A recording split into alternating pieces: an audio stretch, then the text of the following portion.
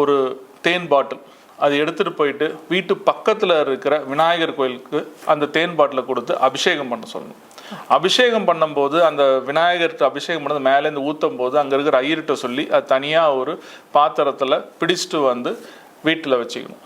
அதை வீட்டில் வச்சுக்கிட்டு அவங்க என்ன பண்ணணும்னா தன்னோட குழந்தை நல்லா படிக்கணும் அப்படின்னு சொல்லிட்டு இது கண்டிப்பாக அம்மா தான் எழுதணும், அப்பா கிடையாது. அம்மா தான் வந்து ஒரு பேப்பரில் எடுத்து தன்னோட குழந்தை பேர் எழுதி அவனோட 10ஆவதுல நல்ல மார்க் எடுக்கணும். அப்போ அவங்க மனசில் வந்து 500க்கு 400 எடுக்கணும் அப்படின்னு அவங்க கணக்கு இருக்கும்.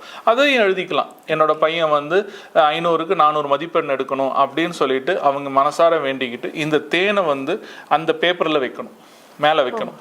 வச்சுட்டு டெய்லி வந்து நம்ம சொல்கிற மந்திரத்தை பையன் பேரை சொல்லி அதை சொல்லிட்டு வரணும்.